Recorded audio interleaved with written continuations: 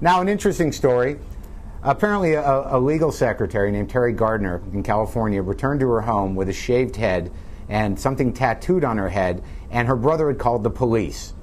What was tattooed on her head was "Need a change, head down to New Zealand," and it had the website there. Now, this has been reported before, this has happened before, but I think that this type of thing in a bad economy, you're going to see more of this. These are human billboards, cranial billboards they're called in this case, and apparently for shaving their heads and displaying ad copy, these people received a round-trip ticket to New Zealand worth about $1,200 or $777 in cash, but this is happening across the board.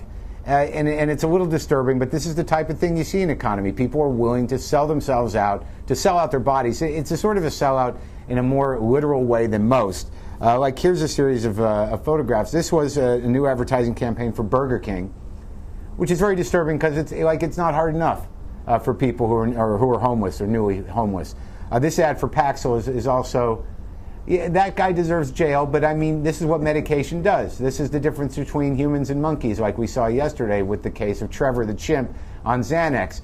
Humans, medicate. Buy gold, of course, that there is Bernie Madoff, recently in front of his pseudo-prison penthouse. You really feel bad for him, but I don't know how much money he made doing this, but it ain't going to be enough to get him out of the hole he's in. This ad for Trojan condoms was also a little disturbing. Because, what that means is that you've got to sort of have that fear and contempt for kids to begin with, and sort of a reminder what happens if you don't. You dig?